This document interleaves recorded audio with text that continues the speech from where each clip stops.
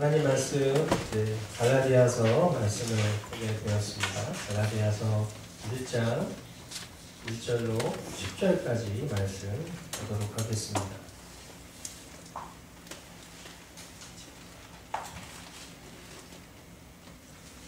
갈라디아서 1장 1절로 10절까지 교독으로 말씀을 보겠습니다.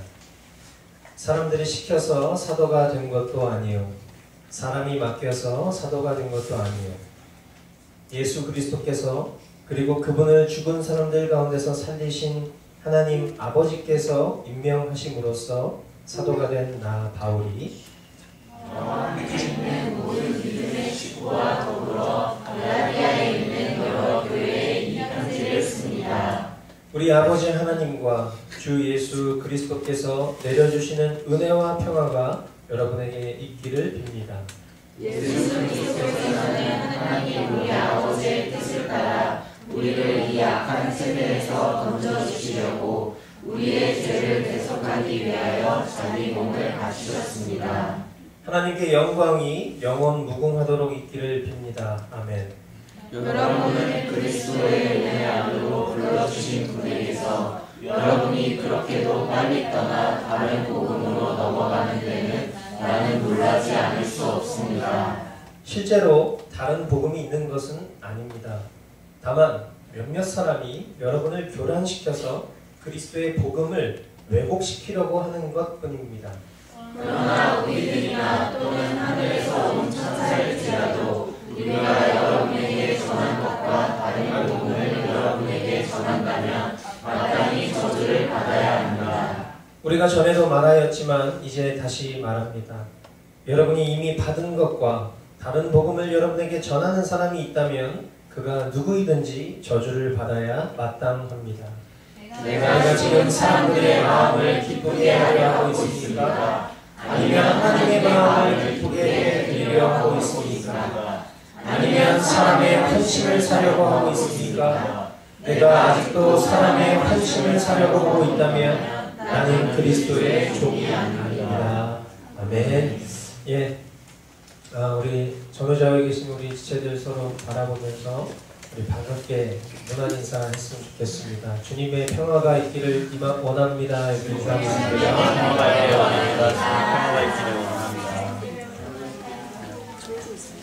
주님의 평화가 여러분들 마음 가운데 가득 넘쳐나게 되시기를 축원드립니다.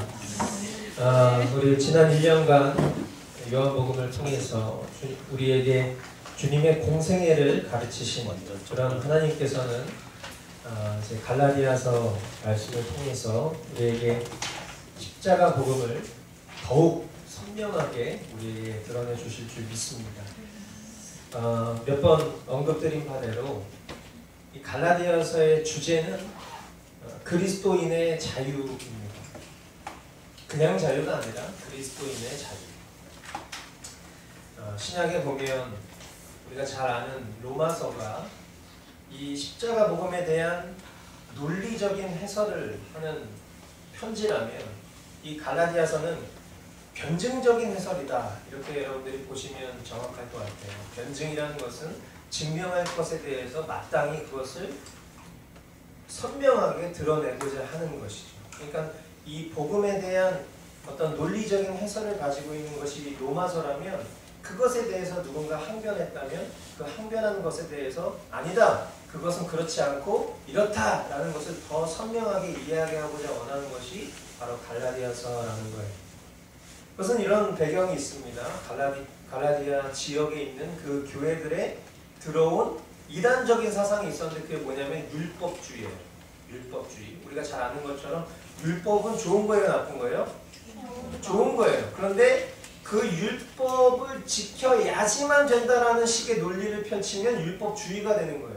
그러니까 하나님의 백성으로서 우리가 율법을 지켜야 되는 것은 마땅한 태도이지만 그것은 우리가 하나님의 백성이 되었기 때문에 율법을 지키는 것이지 율법을 지켜야지만 하나님의 백성이 되는 게 아니란 말이에요. 그런데 이미 하나님의 백성이 된 사람들에게 율법을 지켜야지만 너가 그 자격을 완벽하게 취득할 수 있어라는 것은 이단적인 사상인 거죠. 하나님의 은혜를 대적하는 것이란 말이에요. 그런 사상에 대항하여서 은혜의 복음을 증거한 그 변호한 그 서신서가 바로 이 갈라디아서라는 것입니다. 그래서 많은 이들은 그리스도인의 자유의 대헌장이 갈라디아서다 이렇게 얘기해요. 그리스도인의 자유를 선언하는 대헌장 이렇게 설명하기도 하고, 그리고 율법주의와 또 행위 구원론에 반대되는 하나님의 은혜, 우리의 힘과 우리의 능력과 우리의 어떠함이 아니라 하나님의 그 전적인 은혜에 대한 외침이 담겨진 이 갈라디아서 말씀을 하나님께서 저와 여러분들에게 허락하신 것입니다. 아멘. 그냥 유목사가 하고 싶은 것 이렇게 선택해서 한 게 아니라, 그렇게 생각할 수도 있지만 하나님께서 저의 전 인격을 또 우리의 마음 가운데 소망을 품게 하셔서 이 갈라디아 말씀을 우리에게 허락하신 것이다. 아멘이십니까? 네, 그렇게 주님 하실 일들 우리가 기대했으면 좋겠습니다. 자, 오늘 본문 1절로 3절은요, 이 본서를 기록한 사도 바울, 갈라디아서는 사도 바울이 썼습니다. 이 사도 바울의 문안 인사로 시작이 되는데요, 우리가 이 말씀을 대면했을 때 이 말씀은 우리에게 주시는 하나님의 말씀이니까 하나님이 우리에게도 주시는 문안 인사가 되겠어요. 자, 함께 우리가 1절로 3절 읽었지만 다시 한번 천천히 우리 소리를 맞춰서 읽어보도록 하겠습니다. 시작. 사람들이 시켜서 사도가 된 것도 아니요, 사람이 맡겨서 사도가 된 것도 아니요, 예수 그리스도께서 그리고 그분을 죽은 사람들 가운데서 살리신 하나님 아버지께서 임명하심으로써 사도가 된 나 바울이 나와 함께 있는 모든 믿음의 식구와 더불어 갈라디아에 있는 여러 교회에 이 편지를 씁니다. 우리 아버지 하나님과 주 예수 그리스도께서 내려주시는 은혜와 평화가 여러분에게 있기를 빕니다. 아멘. 자, 이 문안 인사 속에 바울은 자신이 사도가 된 것은 사람이 세운 사도가 아니고 예수 그리스도께 임명받았다라고 자기 자신을 소개해요. 우리가 잘 아는 것처럼 이 사도행전 9장에 보면, 제가 뭐 늘 복음을 만난 자의 태도를 이야기할 때 자주 인용하는 말씀이지만, 사도행전 9장에 보면 이 지금 바울이지만 원래 바울의 이름이 뭐였죠? 사울이었죠. 사울. 네, 사울이었었을 때의 시절, 옛 자아의 시절, 리즈 시절이 아니에요. 옛 정말 그 죄악으로 똘똘 뭉쳤었던 그때 그 사울, 그 바울이 이 다메섹 도성으로 갑니다. 다메섹 도성을 왜 가요? 주님 만나러 갑니까? 아니죠. 예수님의 그 십자가 복음을 전하는 자들을 잡아다가 고문하고 때리고 죽이려고, 그런 사람들을 잡으려고 가는 그 길목에 그 다메섹 도성 어딘가에서 그가 빛 가운데 임하신 예수 그리스도를 만납니다. 그리고 주님은 그에게 그 사울이었던 그 극악무도했던 그 존재를 완벽하게 변화시켜 주셔서, 그 십자가 복음으로 그를 완벽하게 변화시켜 주셔서 그를 택하사 예수 그리스도의 십자가 복음을 증거하는 그런 증인으로 기가 막힌 반전을 이루어 주셨습니다. 우리가 너무나 잘 아는 것이죠. 우리가 이런 표현을 많이 써요. 나를 변화시키지 못한 복음은 복음이 아니에요. 동의하십니까? 자신을 변화시키지 못한 복음은 복음이 될 수 없으나, 예수님 믿는 사람들 잡아서 고문하고 죽이던 그런 악랄한 바울이 이제는 복음을 전하는 자가 된 것은 그에게 얼마나 그 복음이 실제가 되었는가, 그리고 그가 전하는 복음이 얼마나 효력 있는가를 그는 담대히 소개하는 거예요. 이해가 되십니까? 예. 그도 변화시키지 못한 복음을 우리가 전할 때는 얼마나 쭈뼛쭈뼛하겠어요. 억지로 뭔가 해야 되니까. 그런데 그 존재 자체를 바꾼 그 복음을 이제 전하는 그런 사도의 직을 그냥 사람들이 나를 이렇게 세워준 게 아니라 하나님께서, 예수 그리스도께서 나를 임명하셨다라고 그것을 자신을 소개하면서 이 복음이 얼마나 은혜이며 평강인지 전하고자 원하는 그런 마음을 문안 인사에 담고 있는 것이죠.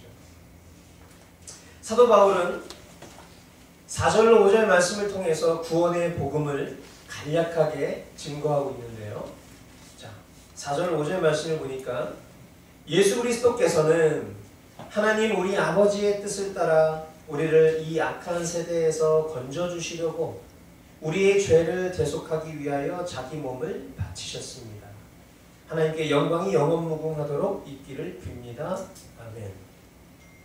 자, 이 말씀을 보면 구원의 복음의 그 내용이 나와요.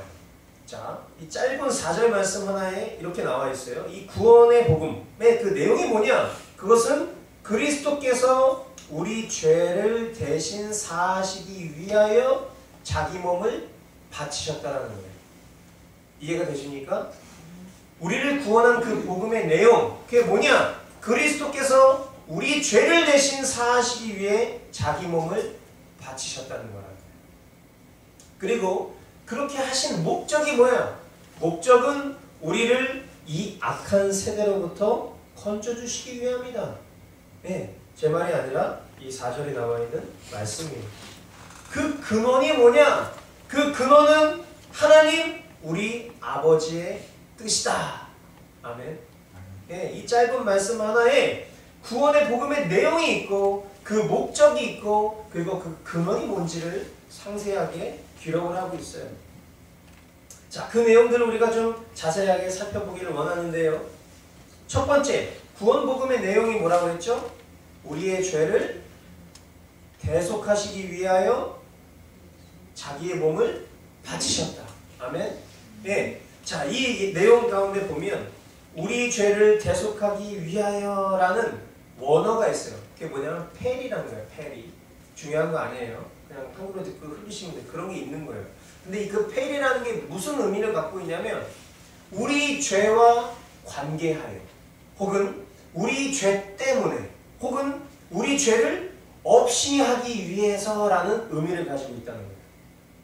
자, 이를 위해서 그리스도께서 자기의 몸을 바치셨다라는 것은 성경 전체가 거듭거듭 강조하고 있는 십자가 복음의 정수예요. 그죠? 그리고 우리가 너무나 잘 알고 있기 때문에 너무나 익숙하기 때문에 그냥 그래 예수님이 나의 죄를 대신 사해 주시기 위해서 자기의 몸을 바치셔서 참 너무 감사하지. 우리가 이런 생각 가지고 있어요. 만약에 지금 우리가 이거 정말 감사하다면 막 이것을 들었을 때 막 무릎을 치고 막 이런 막 감격이 있어야 돼. 근데 지금 여러분들 되게 거룩하시잖아요. 그러니까 이제 여러분들이 이 은혜에 얼마나 많이 사로잡혀서 살아가시는지 그렇게 이해하시면 좋을 것 같아요. 하지만 이거 정말 우리가 이게 정말 얼마나 큰 은혜인지를 깨달을 수 있다면 더 우리가 벅찬 감동이 있겠죠. 고린도전서 15장 3절에 보면 이렇게 되어 있습니다. 예수는 우리의 범죄 때문에 죽임을 당하셨고 우리를 의롭게 하시려고 살아나셨습니다. 죄송해요. 이거 로마서 4장 말씀이고요. 고린도전서 15장 3절 말씀. 나도 전해받은 중요한 것을 여러분에게 전해드렸습니다. 그것은 곧 그리스도께서 성경대로 우리 죄를 위하여 죽으셨다는 것과 아까 우리를 대신하여 대속하시기 위하여라는 그 뜻이 페리라고 했잖아요. 그 동일한 단어가 지금 제가 읽었었던 이 로마서와 고린도전서에 그대로 쓰여지고 있다는 거예요. 저와 여러분들의 죄를 대신 사해 주시기 위해서 그렇게 그 놀라운 일들을 이루셨다. 여러분 한번 이제 우리가 조금 생각을 해봐야 될 것 같아요. 죄인이에요, 죄인. 저와 여러분들은 죄인이에요. 존재적 죄인이에요. 하지만 우리가 그리스도의 은혜로 말미암아 의롭다 여김을 받은 존재가 된 신분 상태예요. 그러나 우리는 여전히 존재적 죄인의 모습을 가지고 있어요. 자, 한번 생각해 볼게요. 저랑 여러분이 죄인이에요. 우리의 죄에 대한 그런 문제를 해결하기 위해서 우리는 어떻게 해야 됩니까? 저 여러분들 죄인이에요. 어떻게 해야 돼요?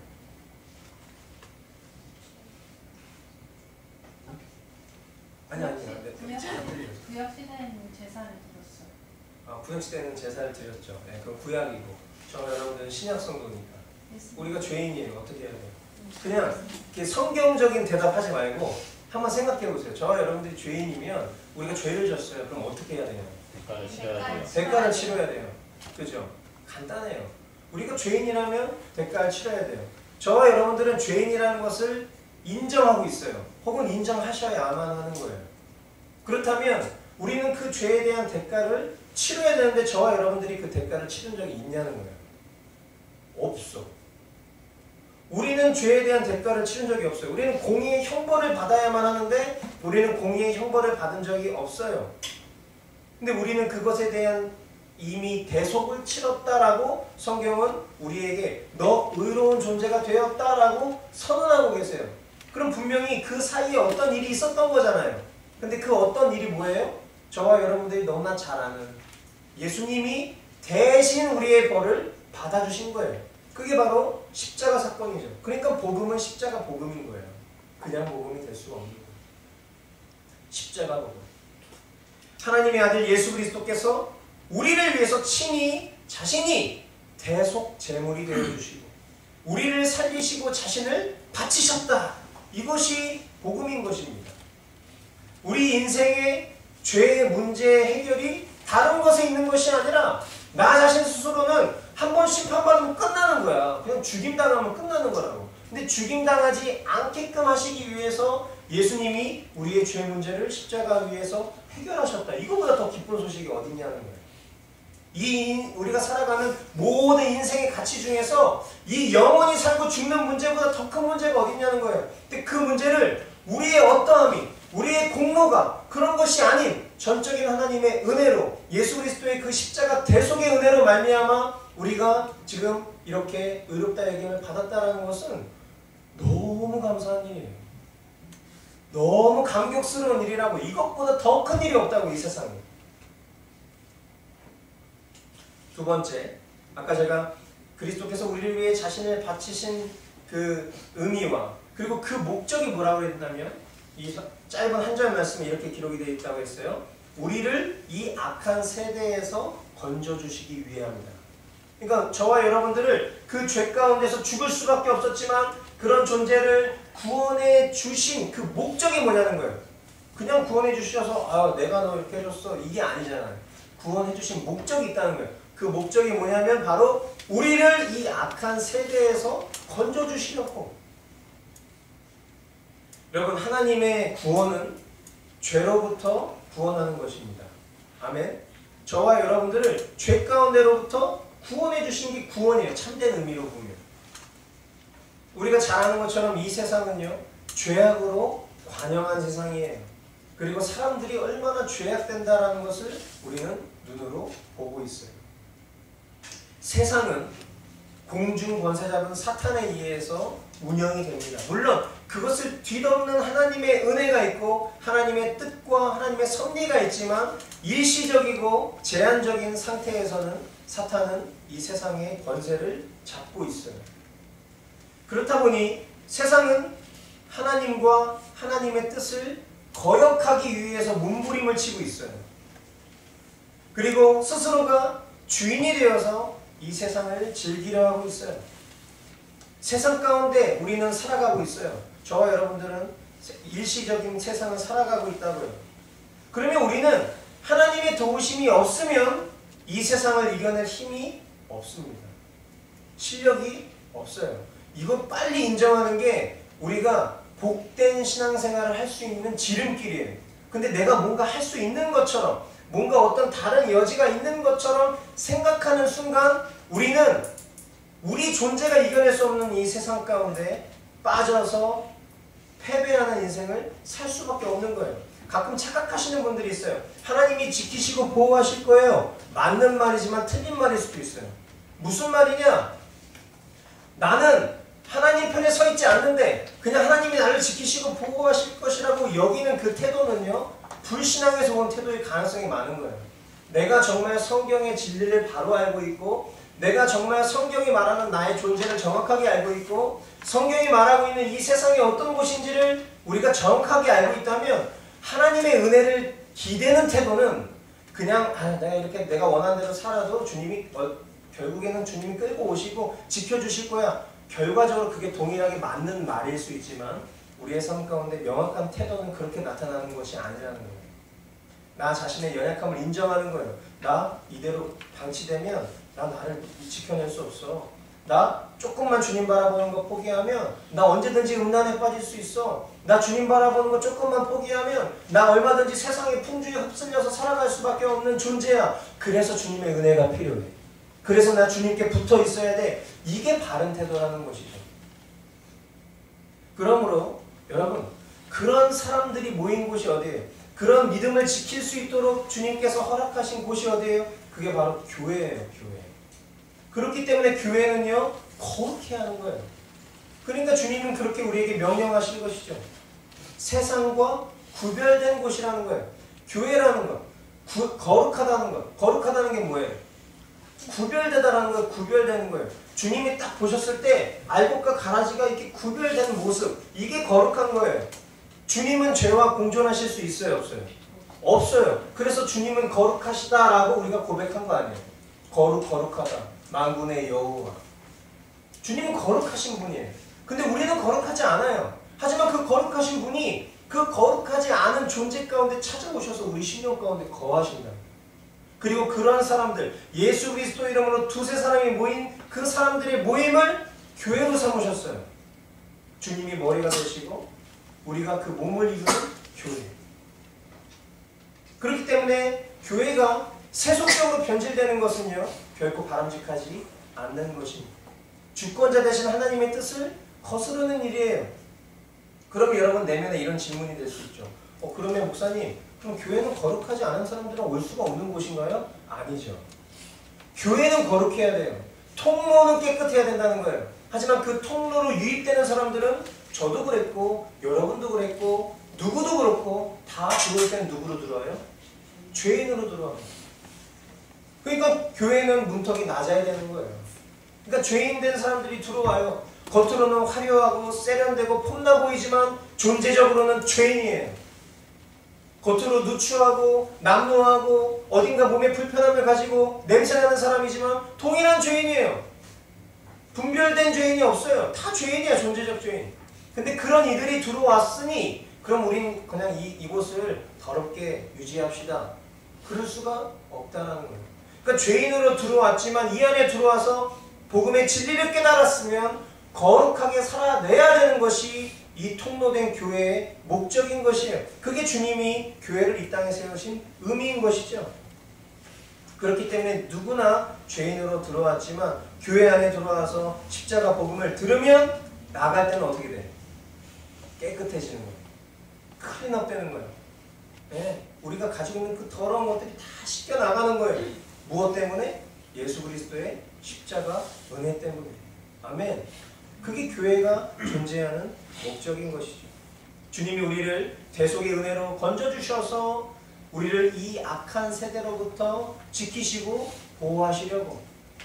그리고 마지막 셋째, 그리스도께서 자신을 들여 우리를 구원하사 악한 세상으로 우리를 건지신 것은 그 근원이 뭐라고요? 우리 하나님 아버지의 뜻이다. 에베소서 1장 4절 말씀에 보니까 하나님은 세상 창조 전에 그리스도 안에서 우리를 택하시고 사랑해 주셔서 하나님 앞에서 거룩하고 흠이 없는 사람이 되게 하셨습니다. 아멘. 네. 여러분, 저와 여러분의 구원은요, 우연한 사건이 아닙니다. 하나님께서 세상 창조 전부터 계획하신 뜻이다 라는 것을 우리는 깨달아야 하는 것입니다. 아멘. 우리가 찬양해야 될 이유와 내용이 바로 여기 있는 거예요. 오늘 우리가 고백했었던 찬양, 오 신실하신 주, 주께서 높은 보좌에 나를 향한 주의 사랑, 아버지의 노래, 이 찬양을 선곡할 때 제가 그냥 선곡한 게 아니에요. 이 찬양을 우리가 고백할 때 우리는 어떤 마음으로 고백했는지 한번 복기해 보세요. 그리고 우리가 지난번 그 하이델베르크 의문답 맨 마지막 그 129문을 다룰 때 아멘에 대한 내용도 다뤘었잖아요. 예. 지금 우리가 어떤 반응을 보이고 있는지, 이 진리 앞에 나의 태도가 어떠한지 여러분들이 돌아보세요. 계속 우리는 돌아봐야 돼. 내가 오늘 어떤 고백했지? 내가 오늘 뭐 보고 살았지? 내 지금 마음이 어디 붙어 있지? 나 지금 무슨 생각하고 있지? 항상 이걸 우리 고민해야 돼. 내가 정말 주님께 붙어 있는가? 여러분, 하나님 우리 아버지께서 그리스도 안에서 우리를 은혜로 부르신 것 감사하시죠? 예, 정말 감사해요. 예, 이게 우리에게 교리로 끝나면 우리 정말 비참한 거예요. 세상 사람들보다 그냥 지식 한 줄 더 아는 수준밖에 안 되는 거예요. 이게 정말 우리에게 감사가 넘쳐야 되는 거예요. 예수 그리스도께서 하나님 우리 아버지의 뜻을 따라 이 악한 세대에서 우리를 건지시려고 자기 몸을 바치신 은혜를 우리가 생각해 볼 때 우리는 참 감격하고 감사가 끊이지 않는 삶을 살아야 하는 것이 마땅하다는 것을 지식적으로 동의하지만 이상하게도 우리의 현실은 그 십자가 복음이 기쁜 소식 전부 결론이 되지 못하고 다른 기쁜 소식, 다른 무엇, 다른 결론을 향해 가고 있다는 것을 보게 돼요. 그것을 오늘 사도 바울은 6절에 이렇게 표현했어요. 여러분을 그리스도의 은혜 안으로 불러주신 분에게서 여러분이 그렇게도 빨리 떠나 다른 복음으로 넘어가는 데는 나는 놀라지 않을 수 없습니다. 이 갈라디아 교회가 다른 복음을 받아들이고 그 복음으로 넘어가는 것은 참 이상하고도 놀랄만한 일이 분명하지만 그것은 우리 인간의 역사가 드러내듯 현실이에요. 출애굽하였던 그 이스라엘 백성들이 성경에 기록된 바대로 목이 곧아서 하나님을 거역했었던 역사나 신약 성경에 나오는 수많은 교회의 역사나 그리고 저와 여러분들이 살아가는 그 소소한 일상 속에서 드러나는 다른 기쁜 소식, 다른 무엇, 다른 결론을 향해 나아가는 그 모습들은 우리가 얼마나 연약한 존재인지를 여실히 보여주죠. 근데 성경은 그 부분에 대해서 이렇게 얘기를 합니다. 7절에 실제로 다른 복음이 있는 것이 아닙니다. 다만 몇몇 사람이 여러분을 교란시켜서 그리스도의 복음을 왜곡시키려고 하는 것뿐입니다. 자, 이렇게 이야기하고 있어요. 실제로 다른 복음이 있는 것이 아닙니다. 이렇게 얘기해요. 무슨 말이에요? 복음이 사실 여러 개 있는데 이런 복음도 있고 이런 복음이 있습니다라는 게 아니라는 거예요. 복음은 only one이에요. 하나야. 다른 거 없어요. 여러 개 있는 게 아니라는 거예요. 그 말은 무슨 말이냐면 복음은 고정되어 있고 확정되어 있는 것이다 라는 거예요. 여러분 이것을 명확하게 받아들여요. 사람들은요 호기심이 있어. 호기심. 어떤 호기심? 저걸 먹으면 어떻게 될까? 이런 호기심. 이 존재적 죄인이 가지고 있는 그 창조주 하나님에 대한 기본적인 불신이 있는 거예요. 그죠? 신뢰하면 주님이 말씀하신 대로 하나님 말씀하신 대로 지켜 행하면 되는데 우리는 자꾸만 아니야. 그러니까 우리가 보통 이런 아니야 이런 반응 언제 나와요? 나한테 딱 들어왔어. 근데 나랑 충돌돼. 그러니까 주인이 어디야? 난 거지. 그러니까 내가 충돌이 딱 빚으니까 아 요거 아니야. 유가나 극단적이야. 그리고 이제 다른 것을 이제 추구하려고 하는 그런 마음이 생긴다는 거예요. 성경이 나에게 딱 얘기했는데 이 성경에 대해서 아니야. 다른 복음이 있을 수도 있어. 근데 기가 막히게 이 사탄은 거기에 딱 벌써 딱 준비하고 있잖아요. 다른 사람들 딱 포진시켜 놓고 그 사람이 그지? 아, 근데 이게 이런 거야. 이렇게 얘기하는 순간 그래 그거. 그러니까 다른 복음이 있는 거야. 이렇게 생각하는 마음이 인간에게 있다고요. 근데 성경이 선언하고 있어요. 다른 복음이 있는 것이 아니라. 이건 확정적인 거고 고정적인 거예요. 그러니까 사람들이 교란을 시키죠. 너만 알고 있는 복음이 꼭 복음은 아니야. 그 머스트 거기서 얘기하는 복음만이 복음이 아니라니까. 사람이 어떻게 꼭 말씀대로 살 수 있어. 유두리가 있어야지. 유두리가. 너무 그렇게 극단적으로 생각하지 마. 좋은 게 좋은 거야. 너가 좋은 게 주님도 좋은 거야. 이따가 교리 공부 시간에 이 얘기가 기가 막히게 또 나오더라. 일단 설명해 드릴게요. 제 표현이 아니에요, 사실. 물론 제가 썼지만 이걸 쓰고 나서 교리 공부를 하는데 깜짝 놀랐어. 너가 좋은 게 주님도 좋은 거야. 주님이 좋은 게 내가 좋아야지. 내가 좋은 게 주님 좋은 게 얼마나 웃긴 일이에요. 다른 복음 있는 게 아니라고 얘기하고 있어요. 고정적이고 확정적이다. 8절에 그러나 우리들이나 또는 하늘에서 온 천사일지라도 우리가 여러분에게 전한 것과 다른 복음을 여러분에게 전한다면 마땅히 저주를 받아야 합니다. 여기에 아주 중요한 내용이 담겨 있어요. 너무 중요한 거예요. 뭐냐면 자 여기 보면 이렇게 얘기하고 있죠. 우리가 여러분에게 전한 이런 표현이 나와요. 그죠? 이제 말씀 한번 보세요. 눈으로 보시면 그러나 우리들이나 또는 하늘에서 온 천사들일지라도 우리가 여러분에게 전한 것 이렇게 하는데 우리가 여러분에게 전한이라는 표현에 나오는 전한이라는 것은 저도 이제 읽어야 돼. 나 잘 몰라요. 외우는 사람이 아니에요. 유엔겔리 3회대라는 단어예요. 네. 그러니까 한글로 듣고 흘리셔도 되는 거예요. 근데 이 단어가 뭐냐? 과거 시제로 확정적인 것을 사용할 때 쓰는 표현인 거예요.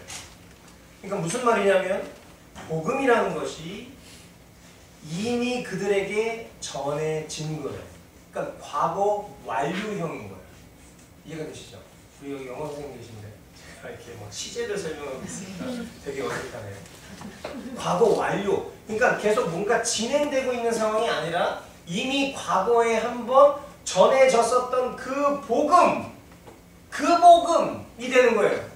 계속 뭔가가 변천되고 뭔가 빌드업되는 그런 형태의 복음이 아니라 이미 전해진 그들에게 전해진 복음을 말하고 있다는 거예요. 즉 여기서 우리가 깨달아야 되는 중요한 사실은 바로 이거예요. 예수 그리스도의 십자가 복음은 결코 시대마다 변할 수 있는 것이 아니라 이미 초대교회를 통해 선언되었고 고정된 복음이다. 아멘. 예, 여러분 이 사실에서 변질되는 순간 우리는 다양한 각양각색의 이상한 그런 2단, 3단 이런 사람들한테 빠져들 수밖에 없는 거예요. 2단, 3단들은 우리가 눈으로 봤을 때 이상한 사람들이 아니에요. 그런 애들은 사이비. 2단은 비슷해. 인본주의 2단이에요. 성경을 내가 보고 싶은 대로 해석하려고 하는 건 인본주의야. 2단이에요. 그런 게 우리에게 얼마나 밀접하게 다가오고 있는데 복음, 다른 복음 있을 수 있어. 내가 좋은 게 주님도 좋은 거야. 이런 거 다 다른 복음이에요. 우리가 이런 거로부터 우리가 정말 견고하게 서 있어야 되는 거예요. 그렇게 다른 복음 전하는 존재들은 사도들일지라도 심지어 천사들일지라도 바꿀 수 없어요. 그 복음 바꿀 수 없어요. 그 예수 그리스도의 그 은혜로 말미암아 선언된 그 복음 바꿀 수 없어요. 근데 그거 막 바꾸려고 하고 다른 복음 전하면 어떻게 된다고요? 저주를 받아야 마땅하다. 이렇게 얘기를 하고 있는 거예요. 그렇다면 이 생명의 복음 우리가 어디에서 확인하고 확증할 수 있습니까? 어디에서 확인하고 확증할 수 있어요? 이 이미 선언된 이 고정되고 확정적인 이 복음 우리가 어디서 할 수 있어요? 어디서 할 수 있어요? 예, 네. 그거 뭐 고민하세요. 성경, 오직 성경, 솔라, 스크립처라, 오직 성경. 네. 이 오직 성경 그리고 특별히 신약 성경을 통해서 우리가 확인하고 확증할 수 있는 거예요. 그러므로 우리가 진정 앞서 살펴본 바와 같이 우리가 앞서 그렇게 우리 자신에게 직면했었던 것처럼 그리스도의 공로로 인해서 내가 구원을 받았고 세상으로부터 건져냄을 받았는데 너무 어처구니 없이 다른 복음으로 그렇게나 빨리 넘어가는 존재라는 사실을 인정한다면 우리가 그런 존재일 수 있다는 것을 인정하고 그리고 그런 내면에 나 왜 이럴까 이런 안타까워했던 마음이 있어요. 오늘 하루를 살아가면서 복음 앞에 말씀 앞에 내가 살아가지 않으면 언제든지 그런 존재가 될 수 있다는 그런 안타까운 사실에 우리가 동의했다고. 그럼에도 불구하고 우리가 그 확정되고 고정적인 그 복음 앞에 우리의 존재를 갖다 놓지 않아요. 그럼 그게 뭐예요? 엄밀히 말하면 사탄이 입을 막 벌리고 있는데 우리가 막 그걸 가고 있는 거예요. 우리를 갖다 막 쌈 싸가지고 쳐넣는 그런 격이 하는 거예요. 내가 말씀 앞에 나를 갖다 놓지 않으면 그런 거라고. 그러니까 내가 말씀 앞으로 나아가지 않으면 내가 이렇게 머물러 있는 게 아니에요. 우리는 퇴보하게 되는 거예요. 우리가 주님 앞으로 나아가지 않으면 내 신앙이 정체되어 있었어요. 이렇게 얘기할 때 가끔 있잖아요. 정체는 없어.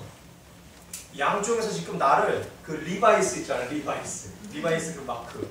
그 이렇게 양쪽에서 막 이렇게 저기 말이 막 땡기고 있는데 이게 바지가 안 찢어진다는 그 경고함을 막 표현하고 있잖아요. 리바이스가. 지금 양쪽에서 지금 우리를 끌어당기고 있다고. 원래 주님의 소유인데 사탄이 뺏기지 않으려고 막 끌고 가고 있다고. 어떻게 정체가 될 수 있냐.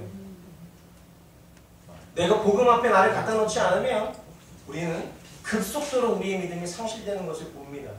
다른 복음으로 넘어가는 우리의 모습을 보는 거예요. 이거 우리가 깨달아야 돼요. 실력을 인정해야 돼요. 말씀을 마무리하겠습니다.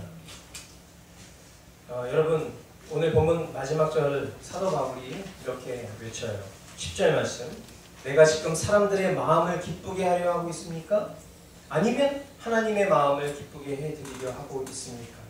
아니면 사람의 환심을 사려고 하고 있습니까? 내가 아직도 사람의 환심을 사려고 하고 있다면 나는 그리스도의 종이 아닙니다. 오늘 저는 이 사도 바울의 심정을 마음에 담고, 아니 사도 바울의 마음 가운데 허락해 주셨던, 감동해 주셨던 그 하나님 아버지 마음을 담아서 여러분에게 이 말씀을 전합니다. 여러분, 우리 다시 복음으로 돌아가야 돼요. 네? 우리 다시 복음으로 돌아가야 돼요. 우리를 둘러싸고 있는, 나를 둘러싸고 있는 그 모든 다른 복음을 우리는 철폐하고 나를 살린 예수 그리스도의 십자가 복음으로 우리는 돌아가야 하는 것입니다. 그 십자가 복음의 은혜를 생각할 때 너무 감사하고 가슴 벅차고 감격이 그 눈물을 흘리면서 찬양할 수밖에 없었던 그때로, 그런데 그것을 너무나도 빨리 잊어버리고 다른 곳으로 넘어갔었던 그런 우리를 회개해야 돼. 그럼 우리의 심령을 돌이켜야 돼. 그리고 다시 그때로 나를 살려주셨던 그 복음 앞으로 돌아가야 돼요. 오늘날처럼 여러분 배교와 그리고 타협이 그런 만연한 시대 가운데 사람들은 다 넓은 길 좋아하고 포용적인 길 좋아하고 휴머니즘 좋아하고 부귀영화의 길, 하나님이 허락하신 복입니다. 이렇게 인정받고 인기 얻고 싶어하는 그런 마음이 있어요. 근데 성경이 우리에게 요구하는 것은 좁은 길을 가라고 얘기해.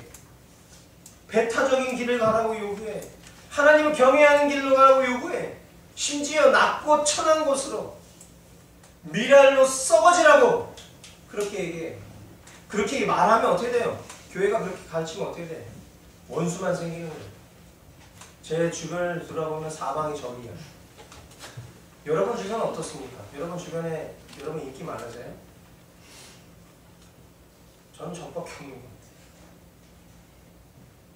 그러나 여러분, 이 복음의 진리에 관한 우리는 사도 바울이 오늘 고백처럼 내가 정말 사람을 기쁘게 하기 위한 존재인지 아니면 하나님을 기쁘시게 하는 선택을 하는 존재인지 묻고 있잖아요. 여러분 어떠세요? 이건 비단 지도자인 저 한 사람에게 해당하는 문제라고 저는 생각하지 않아요. 여러분이 하루하루를 살아가는 그 목적이 어디 있어요? 정말 하나님을 기쁘시게 하는 걸 선택하겠어요? 그러면 하나님 말씀대로 살아야죠. 근데 여전히 사람의 환심을 얻고자, 사람을 기쁘시게 하고자 하나님을 거기에 갖다 끌어올려고 하는, 이용하려고 하는 그런 모습이 있지 않은지 우리는 돌아봐야 할 거라는 거예요. 만약 오늘 나의 즐거움이, 여러분 지금 뭐가 즐거우십니까? 여러분의 만약에 즐거움의 근원이 사람이라면, 세상 때문이라면, 상황과 환경 때문이라면 그 즐거움은 하나님 주신 거 아니에요. 저는 이렇게 얘기할 수 있어요. 하나님 주신 거 아니에요. 하나님 그 모든 것들을 통해서 기쁨 주실 수 있잖아요. 이렇게 물어보지 마세요. 그 내면에 우리가 이미 너무나도 많은 합리적인, 너무나도 많은 그런 타협하는 습관들이 우리 몸에 배어 있어요. 내가 누리고 싶고 내가 즐기고 싶어 하는 것이지, 그것을 마치 하나님이 주신 것처럼 여기는 순간 우리 자신 아까 얘기했잖아요. 주님 한 분만으로 내 영혼이 정말 만족할 수 있고 기뻐한다는 고백이 우리에게 평상시에 실제의 고백이라면 다른 그 무엇, 다른 즐거움은 우리 기쁨의 근원이 아니잖아. 우리가 기뻐해야 되는 것은 주님 때문에 기뻐하는 거, 주님 때문에. 이 주님으로 인하여 기뻐하는 것과 주님이 뭔가 이렇게 이런 상황들을 통해서 주시는 기쁨과 비교할 수 있습니까? 비교가 안 되는 거야. 근데 우리는 이 주님이 별로 기쁘지 않아. 그러니까 이런 외부적인 환경을 통해서, 사람들을 통해서 나에게 뭔가 격려가 오고 기쁨이 오고 감사가 오면, 아, 이게 하나님이, 주님이 이런 사람들을 통해서 나에게 기쁨 주시는 거야, 이렇게 합리적으로 생각하는 거에 길들여져 있다고. 근데 주님이 주시는 기쁨이 더 크다면, 그것을 경험한 사람이라면 이것과 어떻게 비교할 수 있겠냐. 그러니까 저는 결론이 이런 거예요. 오늘 우리가 해야 될 몸부림이 있다면 정말 그 주님 한 분만으로 만족하고 충분할 수 있는 그 신비를 깨닫게 해달라고. 나는 정말 주님 말씀 앞에 머물러 있을 때 너무 좋아, 너무 행복해. 근데 그 말씀을 보고 나서 끝나자마자 너무 아무렇지도 않게 드라마를 보고 오락 프로그램을 보는 나를 발견했을 때 저는 비참함을 느낀다고요. 이 말씀을 보고 너무 여기 충만했었는데 여기서 끼적끼적거렸었던 30-40분보다 나는 2시간 넘게 스포츠를 보면서 즐거워하는 나를 볼 때마다 난 비참함을 느낀다고요. 이게 주님이 이 방향을 통해서 나에게 기쁨을 주시는 거라고 생각하면 오산이라고. 주님으로 충분하고 주님이 기쁘고 주님으로 만족할 수 있는 그 신비를 깨닫게 해달라고 우리는 사모해요. 우리가 너무 수준이 낮아요. 물론 그런 수준 낮은 우리도 주님이 우리를 사랑하는 자녀로 삼아주신다는 것, 진리를 너무 잘 알고 있어서 너무 감사하지만, 아버지가 나 한 분만 바라보시면서 기뻐하시는 그 마음이 내 마음과 같다면 얼마나 좋겠어. 나도 아버지로 인해서 기뻐하면 얼마나 좋겠어.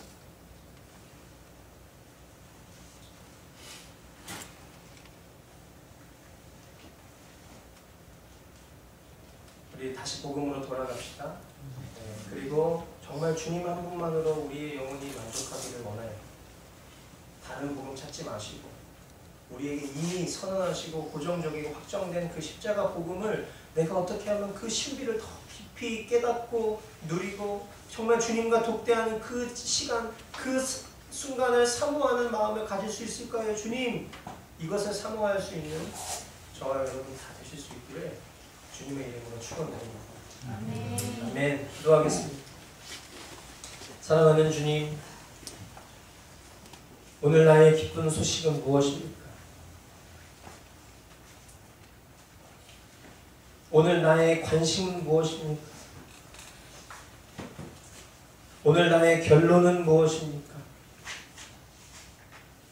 지금 나는 무엇을 생각합니까? 지금 나는 주님께 속한 자입니까? 지금 나의 위로는 무엇입니까? 나를 위해 십자가 위에서 내가 치루어야 할 심판을 대신 받아주시고 내가 죽어야 할 죽음을 대신 죽으시고 자신을 내어주신 그 은혜가 감사하다면 나의 복음은, 나의 위로는, 나의 자랑은, 나의 결론은 오직 예수 그리스도 한 분이실 것입니다. 우리는 살아도 주님을 위하여 살고 죽어도 주님을 위하여 죽습니다. 그러므로 우리는 살든지 죽든지 주님의 것입니다. 주님, 이 말씀이 우리의 결론되게 하소서. 내가 지금 사람들의 마음을 기쁘게 하려 하고 있습니까? 아니면 하나님의 마음을 기쁘게 해드리려 하고 있습니까? 아니면 사람의 환심을 사려고 하고 있습니까? 내가 아직도 사람의 환심을 사려고 하고 있다면 나는 그리스도의 종이 아닙니다. 이 고백이 우리의 실제가 되게 하옵소서. 이 시간 주님 앞에 우리의 삶의 주권이 주님께 있음을 결단하며 고백하며 귀한 물질 드리고 우리의 심령을 주님께 드리오니 기뻐 흠양하여 주시옵소서. 존귀하신 예수님 이름으로 기도하옵나이다.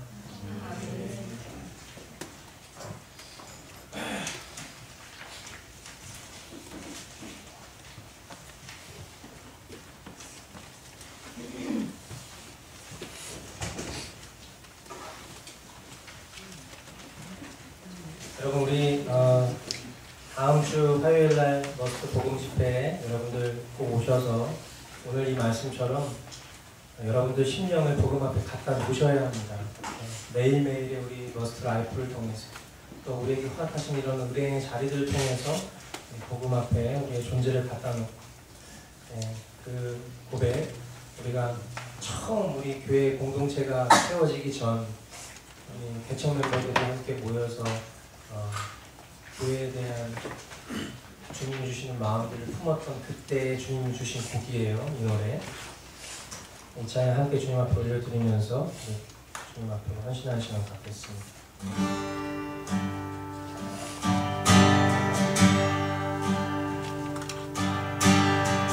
살아도 주를 위해 죽어도 주를 위해 나는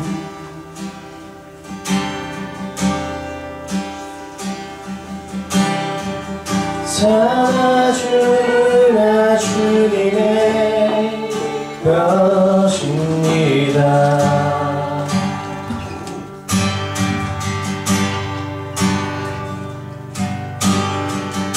오직 나의 유일한 위로가 주님이시기에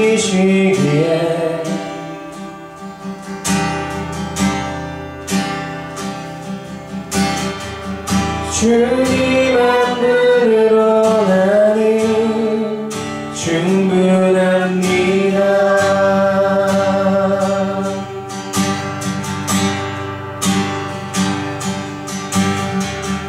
연약한 나를 이끄시는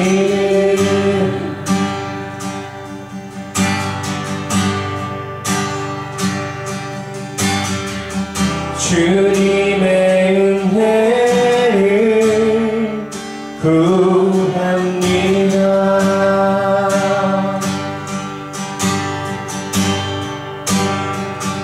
나의 삶의 유일한 위로 되시는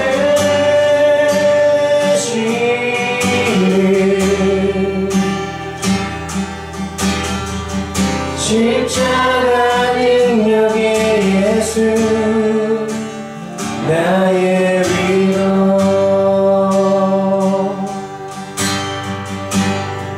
살아도 주를 위해 살아도 주를 위해 죽어도 주를 위해 나는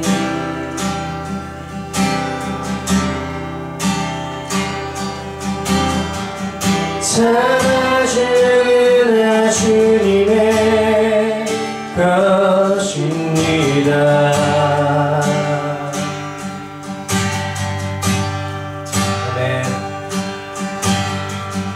오직 나의 유일한 위로가 주님이시기에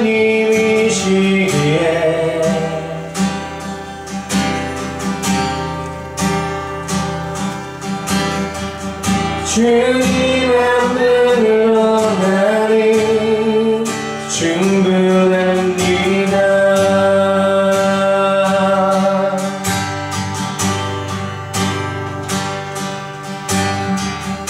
연약한 나를 이끄시는